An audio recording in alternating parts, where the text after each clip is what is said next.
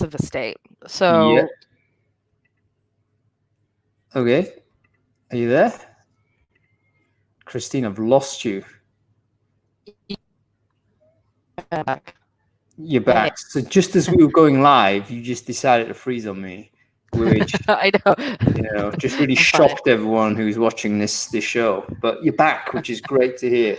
Okay, so you're saying basically on the there's road traffic there essentially. Yeah, road traffic, people, and I think it's just the way it's structured. So when people speak really loudly, it just echoes. Oh wow, yeah. London So, life, hey? London life, London life. Christine, by the way, has moved to a new house and she's complaining about the noise. Uh, okay, everybody, welcome. We are live, folks. Welcome to Brainfood Live on Air. It's episode 76, bringing it to you every Friday. I'm super excited today because we've not only got an amazing topic that I really want to dive into, which I think is super relevant and valuable for everyone really paying attention to anything brain food related. But once again, we've upgraded Adam Gordon. That's 2 weeks in a row. So sort it out. We've got Christine who's going to step in and be co-host with us. That's a significant upgrade. But before we kick off the show, as ever, before we do that, we need to do some AV checks, don't we? So once again, we're broadcasting this on Crowdcast. So people on Crowdcast, if you can hear me, just say hi, please, on the chat stream. I think you can, but I need to have that confirmed. So just say hello. For the folks who are paying attention on LinkedIn Live, I think I'm live there, but I'm not sure because I can't see it. Can you just please say, yes, Hong, I can hear you. You're live there. You're okay. I've got actually a cool little chat app, which I think I can respond to you via that now. So if you do that, I'll be able to chat with you. And for the folks on Facebook group, have I gone live there? I hope I have. Yes, I have. So yeah, if you can hear me on Facebook and you're watching, just say hello, give me a like or a comment or something like that. Let me know. I'm all good there. I'm going to get out Periscope because I think there's only 3 people that watch it there. But if you're there, give me a retweet. Anyway, okay, so this episode is sponsored by our friends at Brick. Brick are a blind screening tool that's going to help you do 2 things. It's going to help you find the people who can do the job with the skills-based testing, and also find the people who want to do your job with the personality testing function also.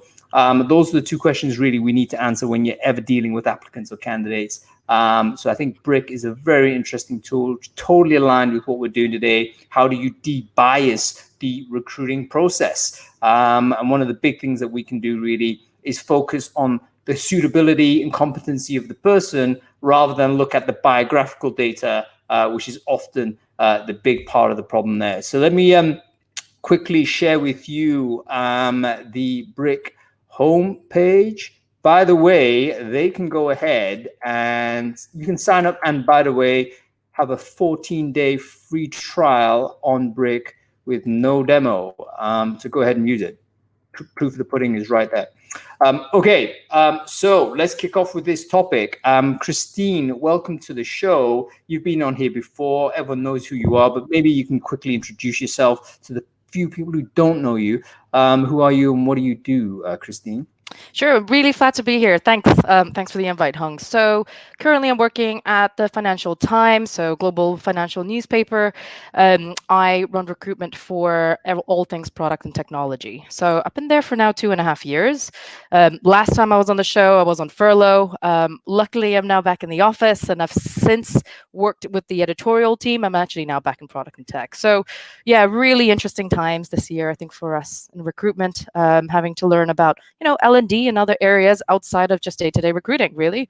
Yeah, cool. And actually, I think some of your recent work with the editorial side was related to D&I and all that type of stuff. So that'd be quite cool to explore as well. But before we dive into that, let's talk very quickly about what happened last week with the newsletter. Did you read it, Christine? And if you did, what was interesting for you? Religiously, you know that. Obviously, the number one thing that always stands out for me, and I'm really interested, is OnlyFans. It really picked up momentum during lockdown, huh? Like how people are, creating content, making money, side hustles, main hustles. And it's interesting to think about it in terms of, whether it's taboo or are people actually going to be, is going to go more mainstream through the lockdown. Yeah, very interesting. Hands up, by the way. I'd love to see people. Do you know what OnlyFans is? I mean, no shame if you do or you don't, but I'd be interested to know what the market penetration is for this particular platform. But for the people who don't know, obviously it's a Google away. But essentially, it is a way in which people can simply create a profile, and you can create private content for subscribers to your account. So instead of following, you subscribe and you pay, and the person will be able to give you whatever whatever they Private serve. content. Private content, and usually it's basically softcore porn, I think, isn't it? It's like nudity, a couple of videos, some pictures, stuff like that. And people are making amazing amounts of money doing it. Not saying I'm endorsing this, but it's super interesting from my side, because it's like we have to explore ways in which we are diversifying how to make income. That's like something we're all very conscious of right now. And here you see people kind of make YouTuber level type of money, and the question has to be asked: is like, I need to know more about this platform. So super interesting stuff there. More OnlyFans content going to be in Brainfood on Sunday, by the way, because it's a very interesting day in the life of which this person has actually shared. Nice. What she does, how she makes money, and looks like easy street to me. But anyway, yeah. So expect a Brainfood OnlyFans soon. No, that's probably when that happens. Anyway, what else is interesting for you, Christine? Yeah, I think another one that really stood out as well is, I'm surprised the UK has the most diversity roles. I think you posted something around the head of diversity role being really crucial, which we all know already. But I was surprised that UK has the most diversity roles, which is followed by Australia and the US. I thought US would come first. Is this the LinkedIn thing? Yes, it was a LinkedIn. Yeah. So I think the article was around head of diversity being the most important job at the moment. And remember that particular graph. Yeah, I was shocked. UK was leading, which is great for us. You know what? I didn't actually pick up that stat. That's really quite interesting. I would have assumed the US, simply because the US seems to be leading the conversation generally with diversity and inclusion and all Exactly. those types of things. And I would have assumed that they would have more frequency of these jobs, but I don't know. Maybe it's about compliance. I wonder whether there's because the state side, the rules obviously go state to state, and I think there's a lot of there's a lot more freedom for individual entrepreneurs or company owners to make decisions as to how they want to run their business, whereas maybe UK is a little bit more constrained in some places. Yeah. I don't know. But head of diversity, that's obviously an important job in many companies, and probably there's going to be a certain size of company before that actually becomes almost a mandatory type of position to have, I would imagine. Be difficult to get away with not having a job of that type at senior level, if you're beyond a certain number of employees, I would guess. Yeah. Or also, like, I think during when the first wave of furlough scheme kicked in, you saw a lot of D&I people in that space either being put in furlough or made redundant. Obviously, this was before, the George Floyd incident. So it's interesting to see what happened post that, and whether companies are actually putting on the forefront, which increasingly so. I think companies who laid off or put their head of D&I on furlough probably are kicking themselves when that happened. You know what? That's a really interesting observation, Christine. I think you're right. It's basically two separate but hugely sort of what's the word, contradictory type of forces, wasn't there? COVID-19 basically just chop everyone who you think is irrelevant, and then you have that terrible incident in the United States, which just sparked the touch paper off. Global sort of protests on general inequity. And suddenly D&I elevates back up to importance. And from the people I speak to, from the vendors who have customers, who speak to their customers and so on, it's like diversifying their employee workforce is the number one priority. It's not like, we can't hire A-list talent, or we have a retention problem and all this. It's like, okay, we've now elevated this as the number one thing. So interesting. Yeah, I think if there's any D&I folks that did or unfortunate early cuts, they're probably going to find themselves back in work pretty shortly. Definitely. Okay, cool. One more, Christine. Definitely, I would say probably Darren Murph, the head of remote at GitLab's view on remote work transformation being a full-time job. Right. I was kind of reflecting on what happened when obviously everything kind of kicked off at the FT. And the reality is it's a cross-functional effort, right? You've got HR looking at culture, employee satisfaction, occupational health. You have the facility team looking at, how can you actually move the office space into, working from home. Technology, IT support, cloud infrastructure, can we work remotely, and comms, right? It's how do you then communicate whatever decision making you have as a team. It is a full-time job. I think you can't expect your current teams who are holding those roles to understand everything, right? Like you're listening to your employees, what do they want? It's a combination of, transformation, strategy, culture, values, bringing all that online. So 100%, like whether you're going on a hybrid model, a full-time remote, it's a full-time role. Yeah, you know what? I was a skeptic when I first saw the title because I make my judgments based on the title of the article, right? It's like he must be speaking crap. But then I read it, and then I thought, you know what? He's actually spot on because Mm, he introduced the idea of it not being like a binary switch. And even though we were forced to do, everyone like from the office to remote, and it was a black and white scenario. But if you want to think about transitioning this permanently, you start having to cater for different employee needs, and they're going to be different. Some of them are going to want remote only, some of them yeah. are going to want choices, some are going to want back to office. And to handle all of that process, it's a transition, and it's a change management job, Mm, and it is a full-time role. So head of remote in the transitionary phase, I think, yeah, that's going to be a job for about 12, 18 months at mm, least going forward, where there's going to be people who are going to basically be reconfiguring your company. What does it look like? Who actually does need to be in physical proximity? Who can go remotely? Who should go remotely? I mean, maybe now there's CEOs are now recognizing probably productivity sort of spiking and dipping based on who is remote and who isn't. And you may suddenly have data to say, you know what, these guys shouldn't be in the same in the office together because they actually disrupt each other. They should be totally separate. So I think we're going to start having those considerations. And then we're going to I think this job is going to be up there. Definitely something I don't think, you can't part-time it. no. And right now, I would imagine most people who have the responsibilities probably going to be a head of HR or something like that. And they're probably struggling, I would imagine. Need Yeah. someone to be fully on this. Yeah, it's also confusing because the policies are changing all the time. So, you gotta look at government guidance and then from there really then kind of reverse engineer it and listening to your people at the same time. So it's quite a complicated role. You're still looking at government guidance, Christine? Well, I try to, but it changes every week. So I can't keep I track. gave up on that in May. It was like, what is the point? They have no idea what they're doing.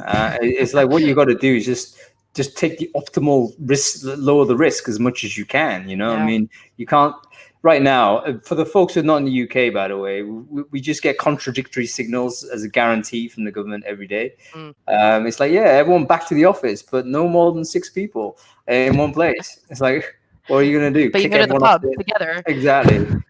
Have you seen an underground station? I mean, have you been in the tube? Ridiculous. Anyway, moving on. Let's talk about the topic to hand because it's actually totally related to this. Debiasing the candidate interview.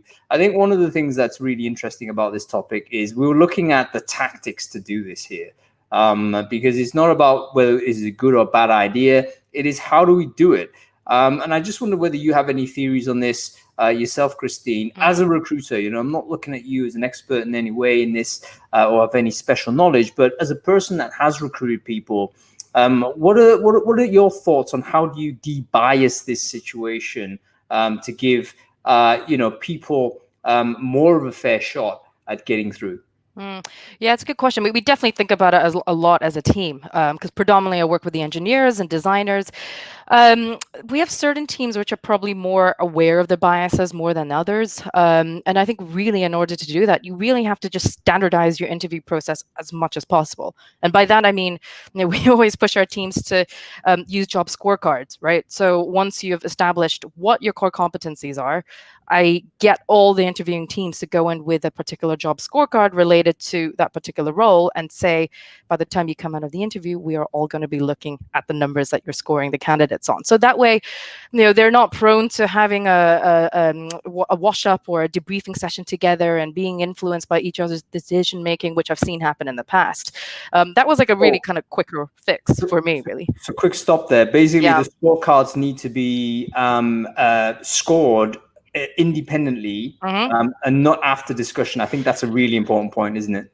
Definitely, because we've seen it in the past. It just happens. There's so much bias. The reality is bias happens at every stage in the process. So especially if they don't know what they're going in and interviewing, they're going to come out, talk about it, and then decide this is their preferred candidate because of X, Y, Z. So that Yeah, doesn't quite make any sense for me. And I know there's a lot of talk as well about anonymizing CVs and taking out education.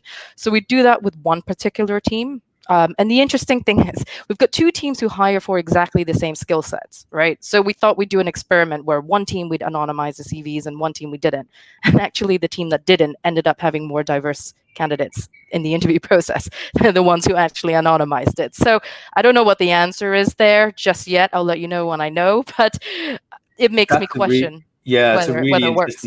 really interesting phenomenon. And actually, I think I will bring Markellos on later on. He's the CEO of Brick, who is going with a blind screening type of process and challenging that to say, okay, does it actually produce the output?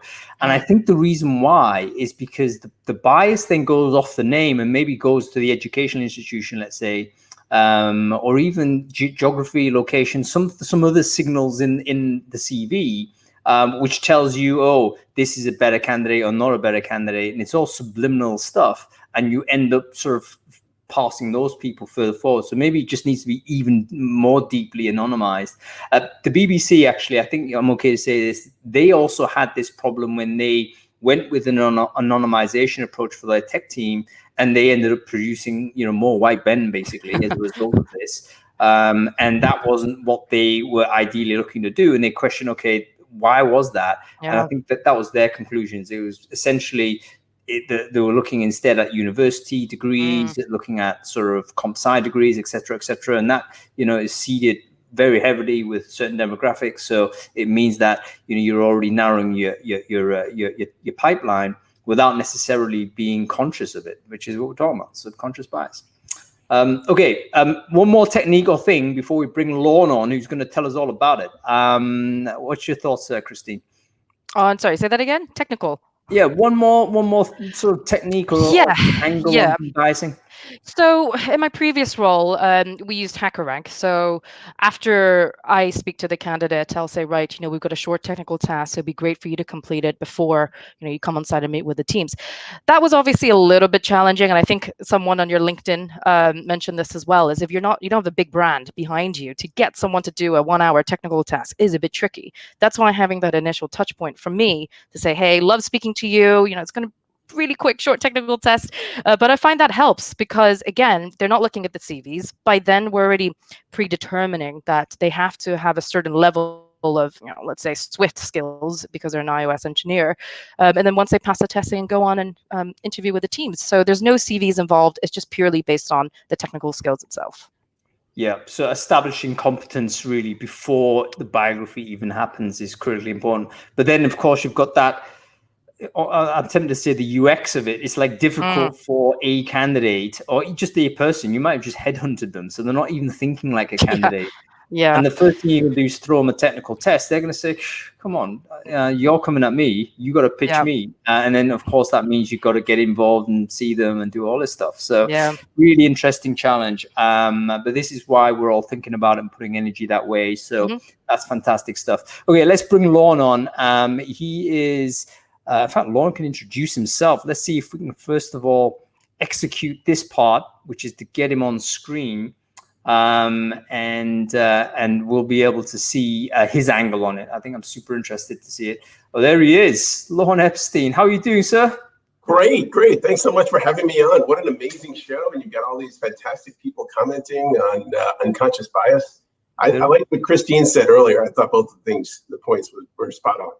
Great. Well, listen, Lorne, they've all come to see you because you're a very famous man in the industry. But actually, for the people who don't know you, Lorne, I wonder whether you could just quickly introduce yourself to the audience, like what it is you do and who you are, essentially.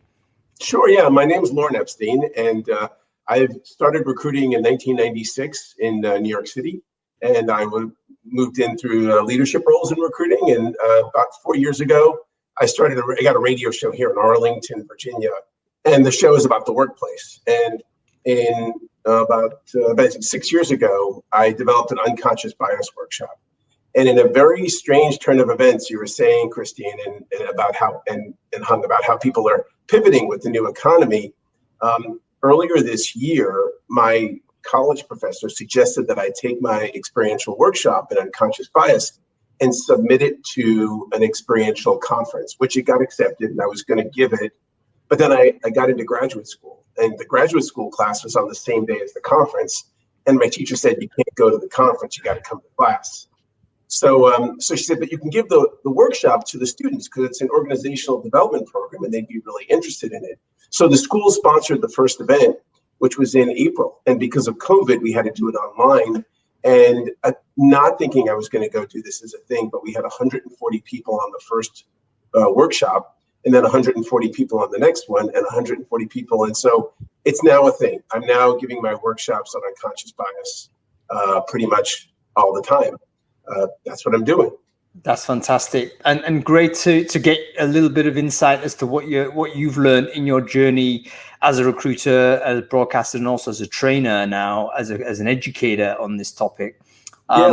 Tell us a little bit about the nature of unconscious bias, particularly about what a lot of people have a negative view of it. They assume there's a moral flaw if you walk in with a bias. But I had that accusation with that LinkedIn post. I think people saying, yeah, any bias is bad. And I was saying, I'm not trying to endorse someone who's like a rabid racist. All I'm saying is that we probably are quite biased in most of the time. There's a utility behind these types of cognitive shortcuts, because if we didn't have those shortcuts and didn't develop them, we would struggle to navigate the day. Most of the time, we're not thinking that hard about most of the things we're doing. And a lot of the sort of ways in which we do it is because we've done it before and it worked. No one died. Therefore, I'm going to try it. I'm going to do it again. And this is how bias and prejudice builds up over time if you get it wrong, or you've learned the wrong lessons. So I just wanted to hear your perspective on this, the moral aspect of bias. What are your views on that, Lorne? That's a great point. So everyone has unconscious bias. Unconscious bias is a function of the brain, specifically the amygdala and the basal ganglia and a few other pieces, but really the amygdala. And the reason we have it is that it's part of our reptilian brain, our original brain from hundreds of thousands of years ago. If the three of us were by a little lake in the woods and we saw another tribe of folks across the lake, we'd either run or we would attack them. We would not have a conversation to see if we would get along. That was how we survived. And so that is part of our inherent brain. We can't, you can mitigate it, but if you're alive, and I don't know what happens after you're not alive, you have unconscious bias. And it is about mitigating a lot of the decision points, not just to keep us safe, but it's also an energy conservation. So our brain is designed to conserve energy. And all those parts of our brain that make those decisions are doing that. Now, it was great then, and now it's not so great. And sometimes it is, right? If you're driving along the road and all of a sudden you make a quick turn to the right or the left, it's because your unconscious bias is taking care of it. Your amygdala is triggered. Your amygdala is constantly scanning for threats, and you do an action.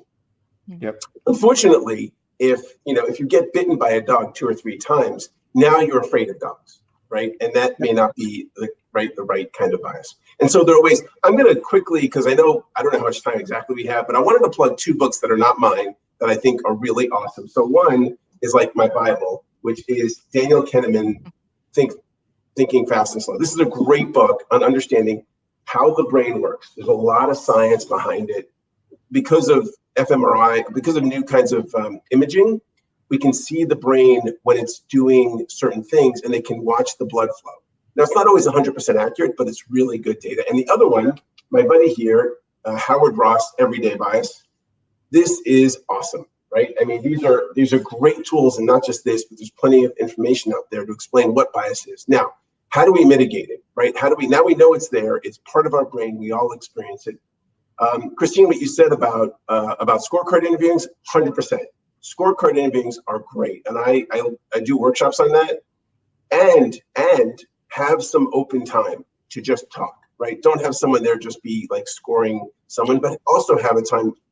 All right, that's a really important point. So you've introduced the idea of having like not over optimizing for the time at interview. So I think that's one of the things that I've seen happen really badly, where someone is just literally so over optimized, they're rude. It's like, okay, I've got what I need, see you. I'm shocked because I was sitting in as a recruiter. I was shocked at observing that experience. I thought, this dude's prepared for an interview. You've come in and you've literally almost extracted energy, and then you've gone. And it's like, no, man, this is not how it works. So firstly, I think that's unethical and unprofessional. But the other side, you're saying there's a practical reason not to do that, because you need to create some open space for what? What do you hope to happen where there's no scheduling, or where there isn't a sort of a fixed agenda for that chat? Relationship, right? We got to connect with each other. You gotta give. I mean, that should, the beginning of an interview should be about relationship. I mean, I don't want to give a particular structure, but you should walk away with having a relationship with the candidate. You want them to be as comfortable as possible. Look, we got 300 recruiters. Everyone knows if a candidate is relaxed and saying everything they need to say, you get the best outcomes.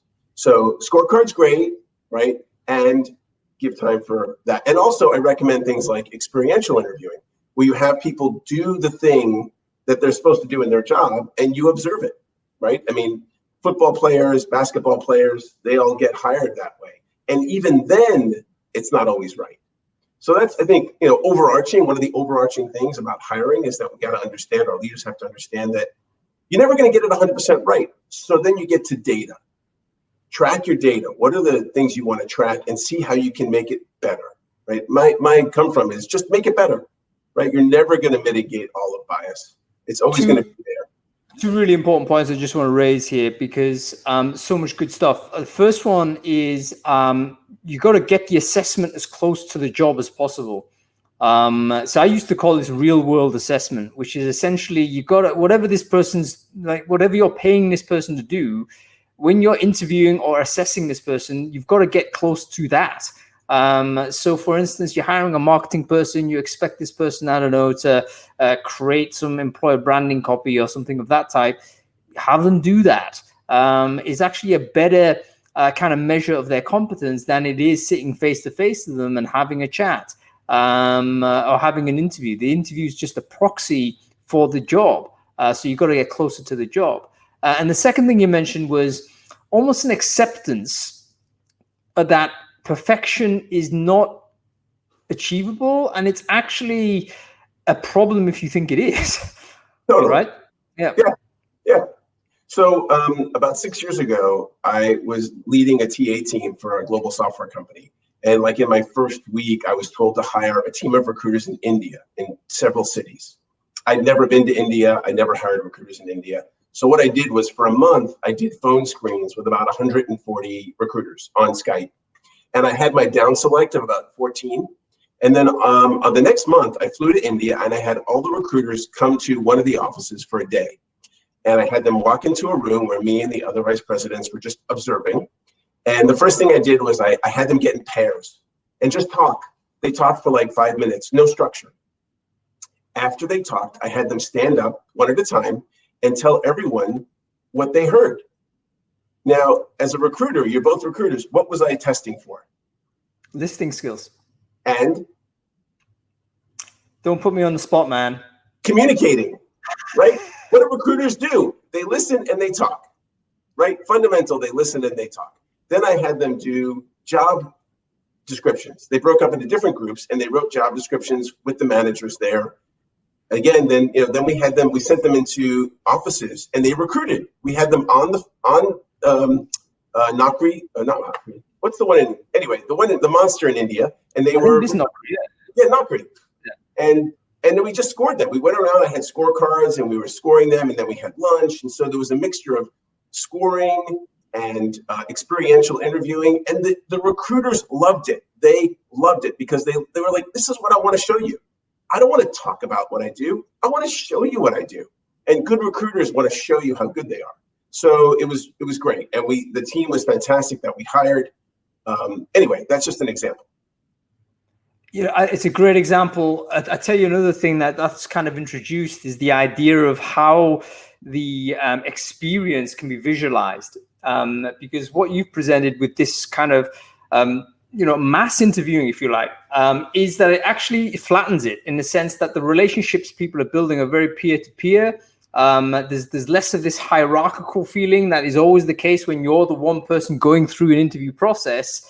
It's like I see it very much like the chevrons of a I'm a Battlestar Galactica fan. I don't know whether you guys are, but you remember when the starfighters came out of the chute? It was like a tunnel. And it's so intimidating. If you're a candidate, you're going through that experience, and like at every chevron, there's going to be another thing that is going to cause you to trip up. Or another thing that you've got to, literally another hoop you've got to jump over. And all of that, I think, doesn't contribute to great performance, or at least prejudices your performance. If you're a good high pressure person, you can deal with it, then great, you can scoot through. But if you're a person that doesn't have that particular skill set, which by the way might be irrelevant for the job that you're actually recruiting for, you might flunk some of that. In which case, you're failing to the company that is failing to do the hiring of the top talent there. It's spot on. That's exactly right. Cool. Let's have a look at some of the deeper stuff in terms of the the workshop stuff, Lorne. When people have gone through this experience with you, what are they reporting that they've learned? Like, what have they come in? What have they come away out of this for? Because I'd be interested to know what the gaps were. What their own self-perception of these gaps might have been. That's a great question. So thank you. I've been collecting data. So when people do the workshop, before the workshop, they do a survey, and after the workshop, they do a survey. And one of our workshops, we had a 30% increase in people's ability to deal with unconscious bias. So that's a significant bump, right? So there is a measure. And second book, Everyday Bias by Howard Ross. So, and then people are saying, here's how I'm going to use it. So just yesterday, I worked with a client, a specific client, a global telecom client, and I had them come up with solutions, because all of my workshops are experiential, right? I don't tell you have bias. You do exercises where you see what's going on in there. And there was a process that they had where they would have meetings where they would call people from around the continent to come to an office for a meeting. But since people only saw each other like once every 6 months or so, people would come in at different times, and then they would talk and get to know each other, and the meeting would invariably start late. And they didn't really see that there was a bias here, right? There was a bias in how people were perceiving the relationships. Anyway, afterwards, they redid the process. Simple thing, small little process. And so those are the kinds of things that I see as outcomes. They to change, make small changes, right? Because sometimes the big changes are hard, and you want to show efficacy, right? Of like, hey, we just did this one thing, and now instead of wasting 20 people's 15 minutes every other week or every 6 months, you're now capturing that revenue back, you're capturing that time back, you're being more productive. People are just happier about what it is. And what it comes down to, in my experience, is that you've got to talk about it, right? So there's got to be a safe space. And by safe space, we had all acknowledged that we're all biased, right? And it's okay to talk about it. And we have to have languaging for it. So languaging is really important, that we can talk about it in ways that make people safe, right? And then we got to figure out how we're going to measure our movements, right? So that if you're doing something and you say, okay, we're going to do something differently, measure what that is. And it may take a while to get a result. It may not. Sorry, I'm just kind of going on a tangent. No. This is great. And what I actually, at any moment, I wanted to stop you, Lorne, but you just kind of coming out with such great stuff. I wanted to keep the flow. But one thing you mentioned there was creating the safe space, and that's a really important topic I want to cover, because I think a lot of people have misconceptions as to what that is. Some people are very dismissive of the entire idea of it, even when I think they may actually benefit hugely from this. So can you kind of describe, in fact, Christine also, I mean, what's your view of what a safe space is to have a discussion of this type? I mean, how would you define it? And after how do you define it? How do you create it? Christine, go to you first. Yeah, I've been talking for a while. They're bored. They're tired of listening to me. Christine, you're on mute, I think, go. Christine, you're on mute. Does she know she's on mute? Christine asked, is it typically mandated or voluntary? And it's usually voluntary. I don't Why are you asking that? Christina, can you not speak? You can't unmute? You can't unmute her. Oh shit, have I unmuted her? Sorry. I don't have this power. Say something, Christine. In Zoomology. I don't know how I did that. I'm pretty certain I didn't do this, Christine. Captain. That's funny, Usher. All right. Whilst I try and figure that, Lorne, can I go to you and ask you the same question while I figure out how to fix this with Christine? Yeah. So I get that because these words, these phrases get into the culture, they get adulterated. So they're words that mean something to one person different than another person. So I want to talk about what a safe space is, because it's just like if you were talking to a good friend and you can say whatever you need to say, that's a safe space, right? Without any judgment, like you're not going to be judged or there's no negative consequence. One of the things I do in my workshop, because we do sharing, particularly in public settings, when people stand up to share, and it's always voluntary, I ask the audience to not laugh, to not comment, and to just listen. And it's a very different experience when people feel like there's a space for them to just talk and not to hear anything come back. As a married guy, and there may be some married people out there, I have learned that my wife just wants me to listen sometimes and just shut the F up and not say anything. And I think that's what it is to create a safe space, that we're okay. Go ahead. That's a really important point. This is like really important, like relationship management stuff, which I've come to realize that is what an interview is. It's like an acceleration of a relationship, isn't it? And we're trying, as a business, we're trying to do it efficiently. But what we're really trying to do is to get to a point where we're friends with this person so that we know each other and have a trust level to the point that we can operate successfully together.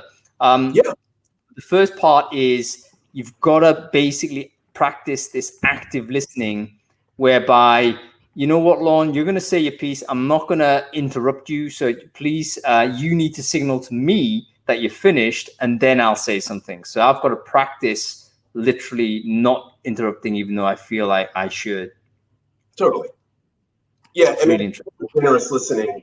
And you're back, Christine. Why don't you? Hey, can you hear me now? Yes. Yay! It's one of the situations like I want to unmute, but I can't unmute. Switch on. I just want to say to everyone, I was not responsible for that. I would never mute Christine. Sure. Why would I ever do that? We love you anyway, Hung. We love you anyway. So sorry I missed the last few minutes. But I definitely had a question earlier, which I think is interesting because we do run a lot of unconscious bias training in the office. But I find always the people who come, so it's on a voluntary basis, people who come are always the ones who are more active or they're more aware of their biases, whereas the ones who we need to come, they don't tend to sign up. So how do you get around that? Like, do you mandate it? Like, what do you see is the successful strategies that you've implemented? Okay, so the hardest thing in all of human engagement is to change the way you perceive something, right? I mean, it's just the most difficult thing. And to change the way someone else perceives something is more difficult. So I don't have an answer on how do you get people who may appear to be suffering from bias more than others to come to a training. But if you create these things that we've talked about, scorecards, experiential interviewing, and all these things, that will mitigate bias. And you can, if you show them the results, it may open them up, it may not. I'll give you an example. So there was a study done of the NBA, the National Basketball Association, where, and this was several years ago. So they were looking for bias in how African-American referees call fouls on African-American players and white players, and also how white referees call fouls on African-American players and white players. Well, there was a huge amount of bias. So white refs were calling more fouls on black players, and it was a little bit less, but the same for African-American refs. So they looked at like thousands and thousands of videos. So statistically, it was spot on. And they shared the report. And the NBA was like, oh my God, and 3 years later, they did the exact same study, and the bias was gone. It was gone. And why it was gone is that they just talked about it. And the players and the refs just became aware, like, oh, they don't want to, refs probably want to be good refs, right? Like teachers want to be good teachers. People want to be good people. There is an inherent motivation for us to be better. And so that's what drove the shift. And that, I think, can happen with a lot of things. There are 170 different classifications, more than 170, of bias. And not all bias is what we're talking about, right? We're talking about unconscious bias, where you didn't know that you didn't know that you had a bias. When Torrin Ellis was on my radio show with another woman on unconscious, they were talking to me about 4 years ago, and they said, diversity is not about just gender, color. It was about diversity of thought. And I had never thought that. I never thought like, oh, diversity of thought is like a diversity. And it was just blew me away, right? So some of us who are explorers who want to learn, right? And I think, we want to get better, can be affected by that.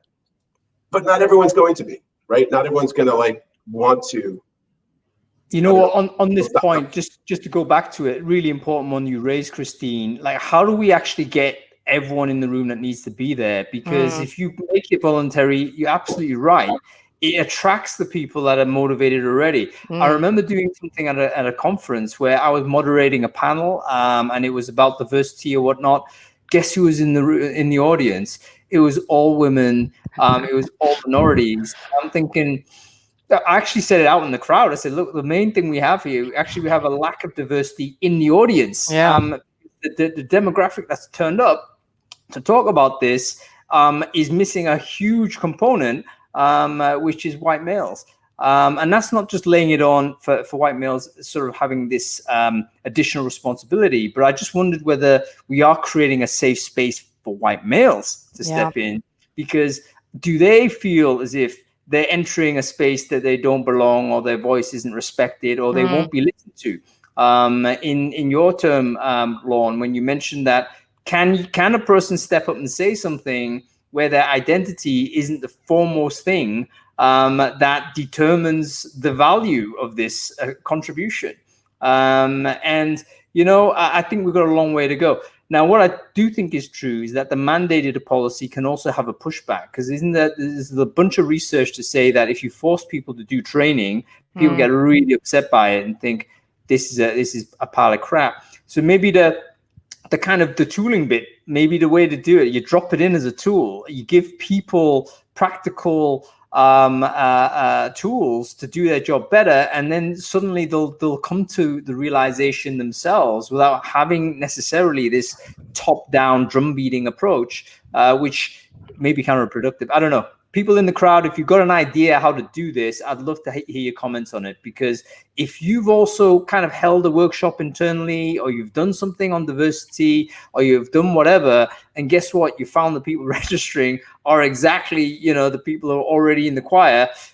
What do you do about that? What has been your technique? I'd love to hear about that. Oh, by the way, finally, a few people have asked some questions in the chat stream. We're going to miss those if you put them in there. So can I ask you to ask the question in the ask a question section at the bottom of the screen? I know it's a bit of a pain in the ass, but we're going to go to that in the final part of this show, so that we'll be able to explore that in a bit more depth. So ask a question feature at the bottom of the screen will be where we're going to deal with that.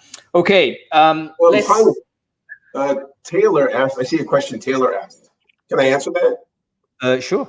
Yeah. Okay, so Taylor asked, can we talk about how to measure those results? Yes, we can. So we all know turnover, retention, employee satisfaction. Those are really good measures of what's going on in an organization. You can measure that and then put in some new tools to mitigate bias and see how that goes. There's also the IAT. The IAT is the implicit, great, okay, I forgot. But the IAT is a tool that measures bias. And you can have people take it and see how, and they would see how they do. You wouldn't see it, but they would see how they do. Do some workshops, do some training, have people read books, kind of just make it part of the zeitgeist, and then have them take it again. So yeah, I mean, you want to have measurements that are agreed upon, but based on results, particularly in hiring, right? Like, how are you hiring? Are you hiring a more diverse group of people? And that can mean a lot of things. Right now, there's multiple dimensions. It's not just the pigments, the amount of pigment they have in their skin, or the gender that they identify as. It's a lot of things. And there's lots of great research to tell your managers, McKinsey, Why Diversity Matters, Harvard Business Review, tons of studies now that are, it's 100%. The more diverse an organization is, the more profitable they are, the more resilient they are. So there's business reasons, other than I think it's moral and ethically right. But yeah, I think one thing we've seen here is that I think the business argument has been fairly strong for a number of years, but these days I think it's now elevated even further now to becoming kind of an ethical challenge also, and an ethical kind of mission, which I think I'm happy to embrace. By the way, I'm just going to share a link there to the Brainfood Larder. The reason for that is if you just search for D&I in that sort of category, there'll be hundreds of articles. A lot of the research that Lorne mentioned there could be found in that link, so please go and check it out. I want to move this on to technology because this week's sponsor are a company called Brick, which are a business that is in the business of trying to de-bias the interview process. And I want to bring Markelos on, the CEO of the company, to get his vision to figure out exactly how technology can play a role.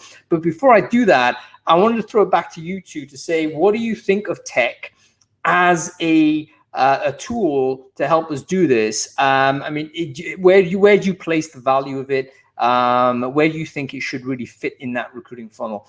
Christine, let's go to you first on that.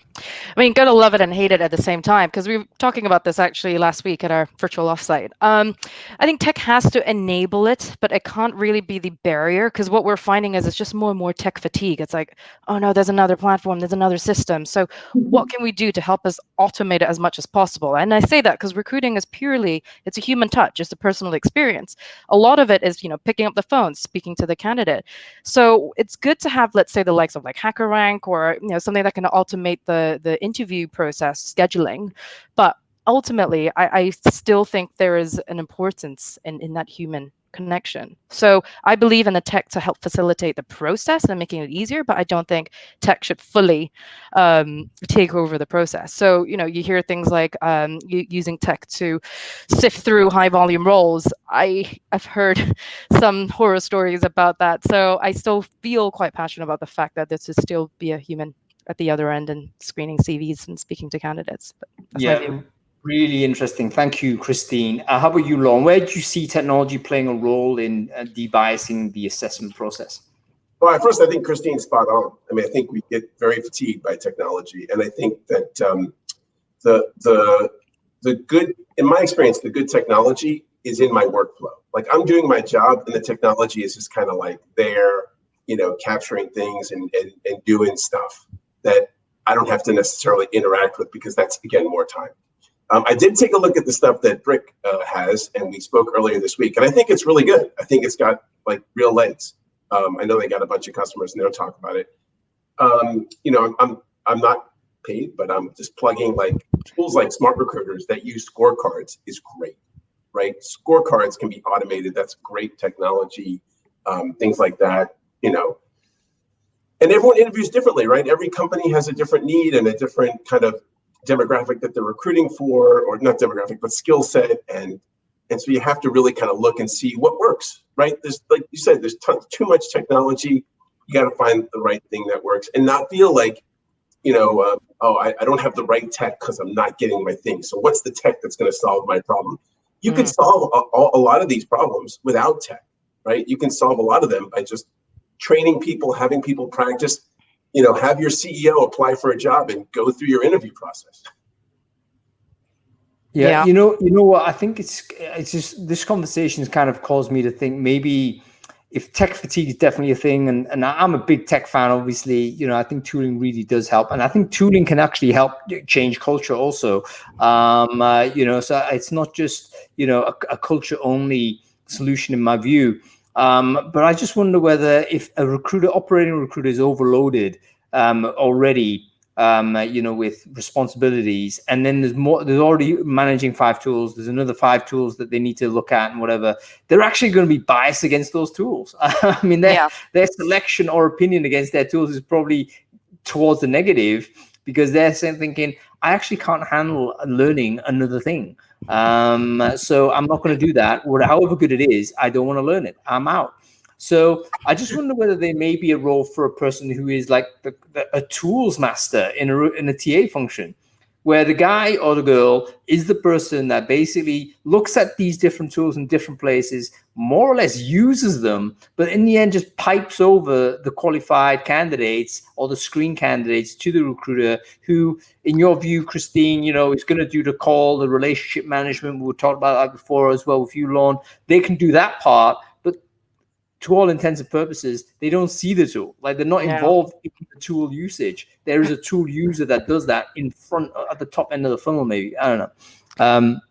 It's interesting. Speculating widely. Yeah. Yeah. I Yeah, fear that's that that person may end up being the go-to person. That I do see it sometimes where hiring managers are like, I don't know how to create a job requisition on Workday. Can you do it for me? I'm like, oh my God. So I end up being that default go-to person to create everything because they don't want to learn how to use the tool. So yeah, right. it's definitely, it'll be interesting to see, rather than being reactive, is can we actually help facilitate and push back some of that responsibility back to the hiring managers. Yeah, this is it. Like, do you disperse tool usage more widely Mm, so that everyone is using the tool and therefore everyone gets good at it and fluent with it, in the same way we all know how to use email, for instance? You don't have to, there's not an email exactly. user in the Yeah. business. Or do we pull it, centralize it, and even more centralize it so there is one person using email and everyone else, you know what I mean? This is the master controller. The Anyway, EA. yeah, let me see if I can get Markelos on, because I want to hear a little bit more about his product, particularly this combo of skills plus personality assessment, which I think has some promise, particularly when you're dealing with applicant flow. I do think that kicking bias down the road is an incremental good. When people say, yeah, but at some point you're going to be having a human being interviewing this person and they're going to be biased. My response to that is, yes, that may be the case, Mm, but you know what? That's still better happening at the lower down the funnel than it is right at the beginning, because at the beginning it's going to be a disaster. hmm So anyway, oh, there he is. Markelos, how you doing, sir? I'm doing great, and it's such an honor to be in such a distinguished panel. I feel important already. It's great to have you on, man. Listen, Markelos, I just wanted to firstly, can you quickly introduce yourself and the business? It'd be good to get a strapline from you actually as to what Brick does, because I might have mangled it earlier. Oh yeah, an opportunity to plug ourselves. Awesome. So I'm the CEO of Brick, and we've created Brick essentially around the inefficiencies that we saw in hiring, and we saw all these challenges by people, and we found these solutions, and we said there must be a better way. And we looked at all the different tools, and we realized that it takes hours to get the things together, and we'd have to train people, and people would get a 20-page report, and they need a 3-week training before they can even read it.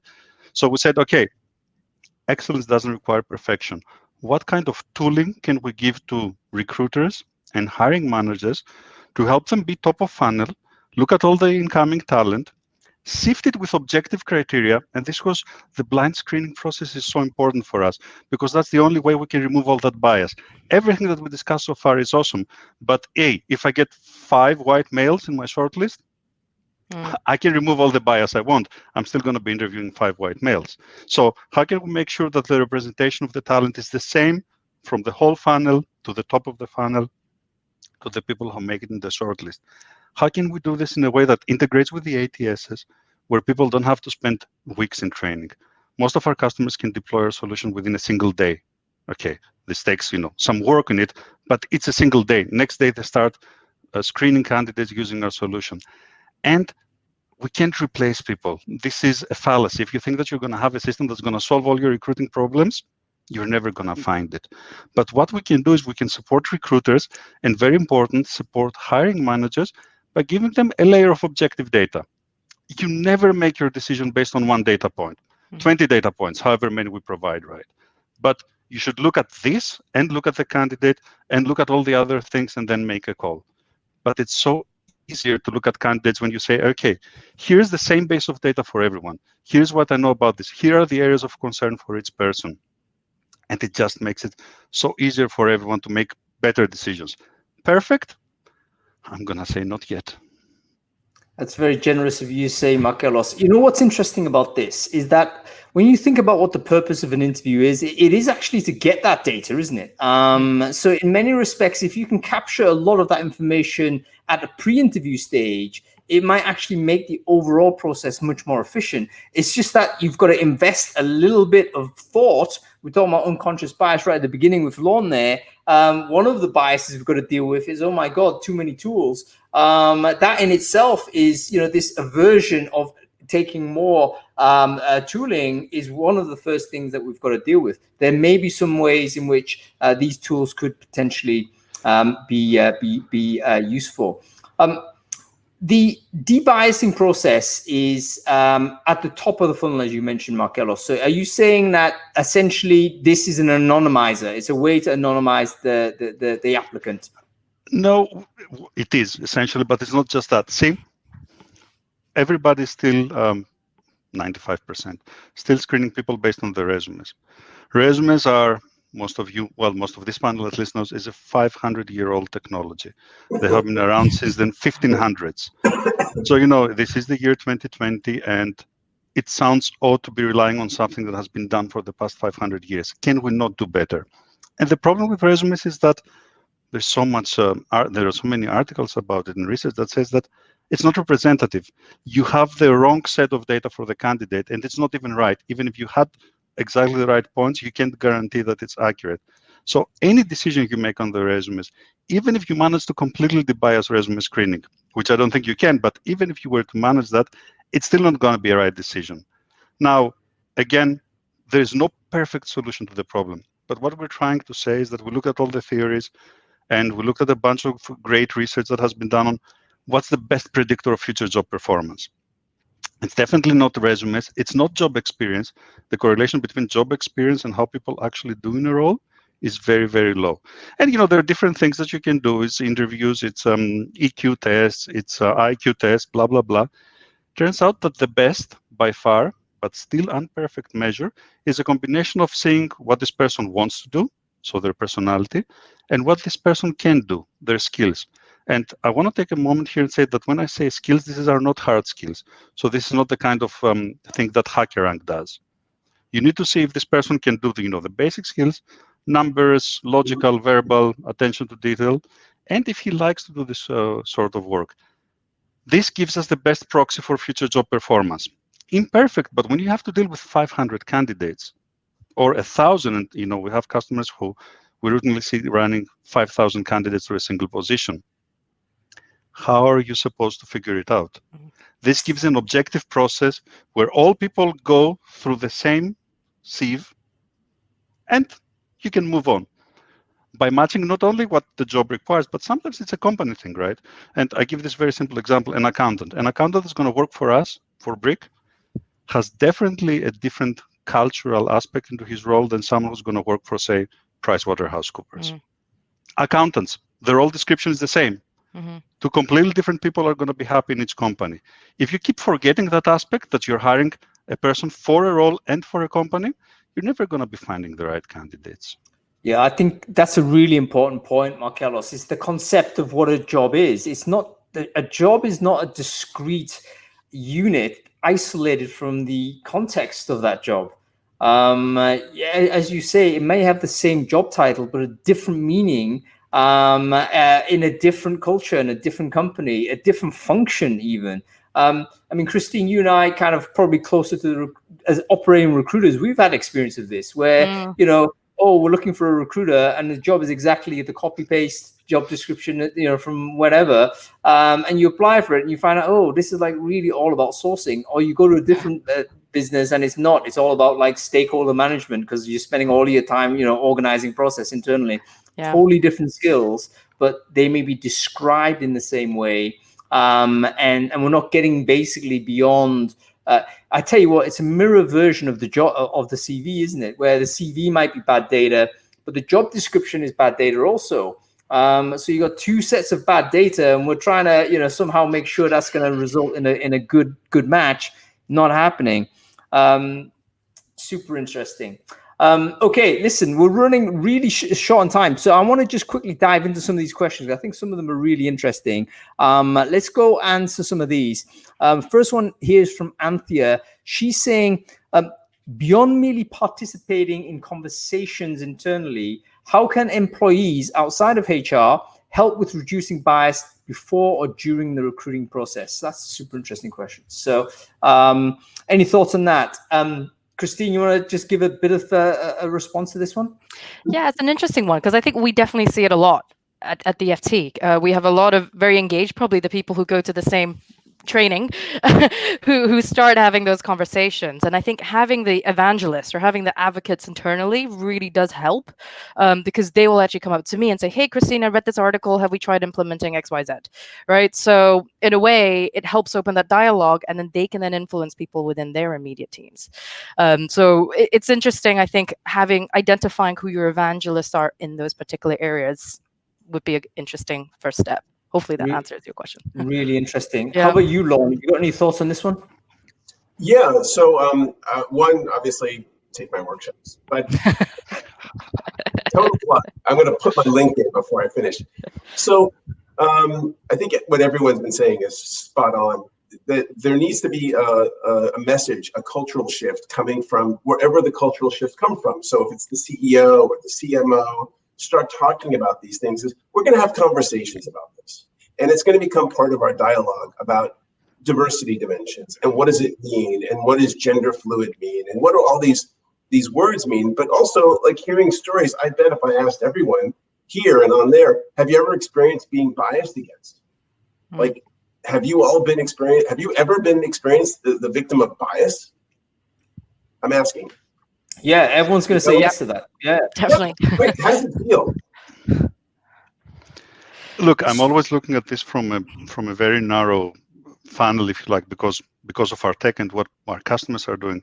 But what they've reported to us that has been really interesting is when they set up their job profiles, and their job profiles are no longer, I'm looking at accountant, but it's like, here are the personality traits, here's what we expect in terms of cognitive, and they sit down with the hiring manager. Because then, you know, the hiring manager comes in and says, I want this and this and that.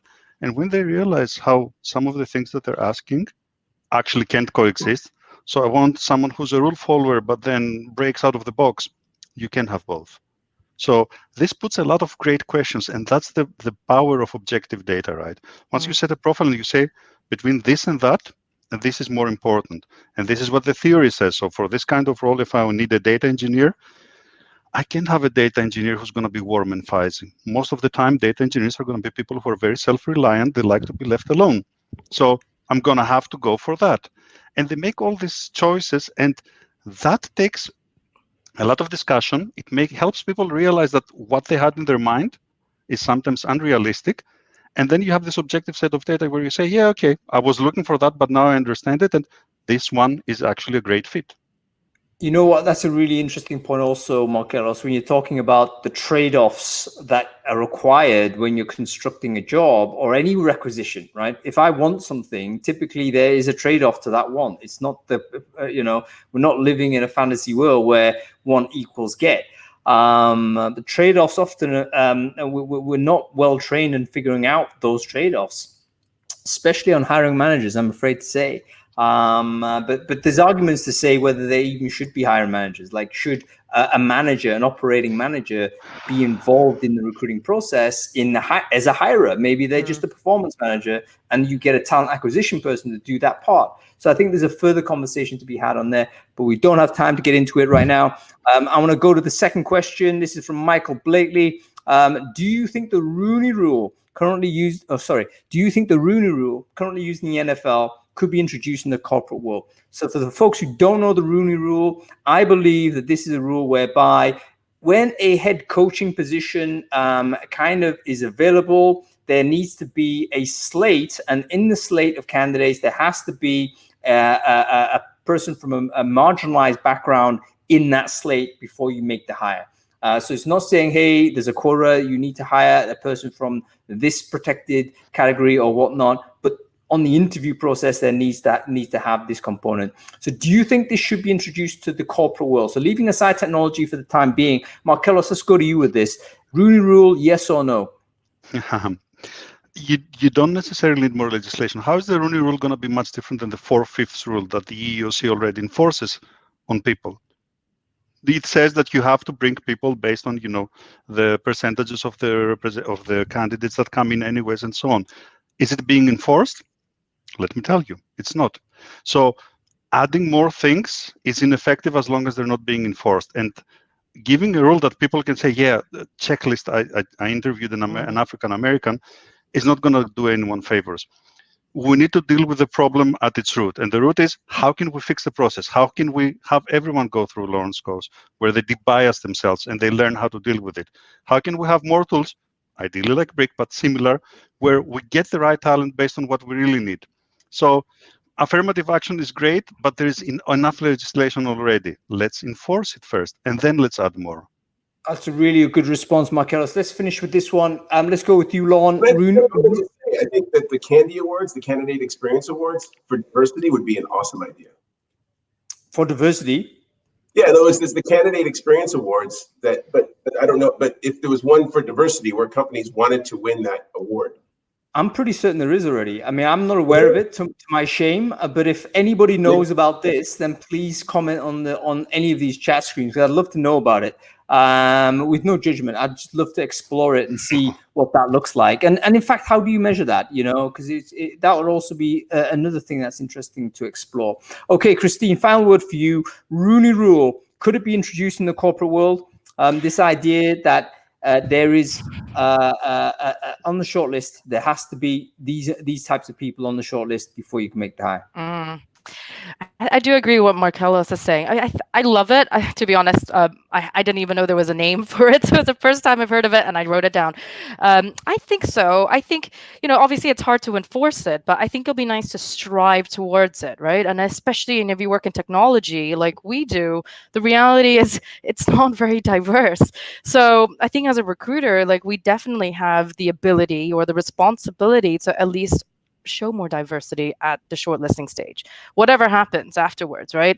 You anonymize the names, anonymize the CVs, etc. Whatever happens after, at least you've committed or at least made some change at that upper funnel. So I think there is some grounds for it to be rolled out in a corporate level, and I do agree completely on the implementation side, and legislation can be rolled out. But I think it's a nice thing to strive towards for sure. Yep. I'm agreeing with you on this, Christine. I think it's doable, but I also think that you're right in the sense enforcement is a problem, but perhaps it's a commitment that corporate employers can do. And we've already seen that already in many companies, kind of not waiting for the legislation and just rolling out a rule to say, okay, we're going to give this a shot. This is our commitment. And that's actually now feeding into how they communicate with the wider audience. And I'm sure there's probably benefit downstream in terms of their attractiveness as an employer and stuff like this when they're signaling these positive kind of commitments. And again, you look at the generational differences again. Striving into, at risk of moving into generational stereotyping here, but let's look at some of those big chunks of people in terms of their age range and concern for diversity basically is the inverse of how old or young people are. And the younger the people are, it's super important. So if you want to future-proof your business and future-proof your recruiting, then maybe a pre-legislation commitment of this type, even internally for your business, might actually be the best thing you can try and do.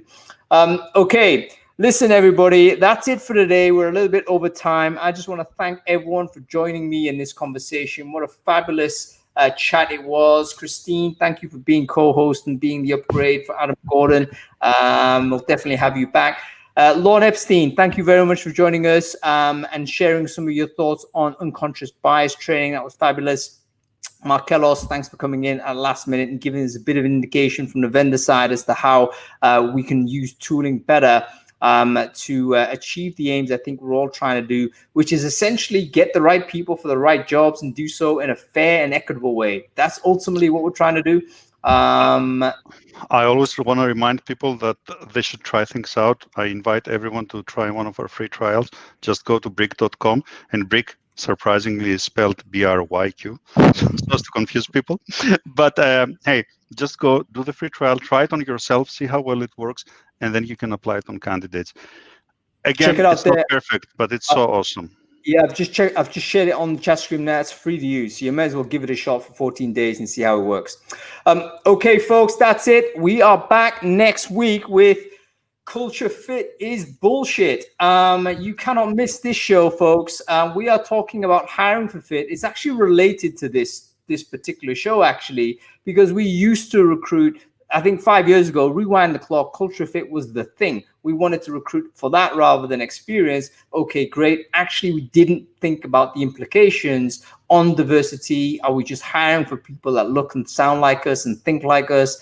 Do we have a problem if we go this way? So it's going to be a fantastic show. We've got Nico Blia Silvestri joining us, and Jess Hayes is going to join us as well. Make sure you sign up for that. If you enjoyed this show, make sure you follow the channel. We do this every Friday. That is about it for me. So thank you very much for joining us for this. Have a good weekend, everybody. We will see you next week. Thank you, Hung. Thanks. Have a Thank you nice so much, weekend. Hung. Bye. Bye-bye.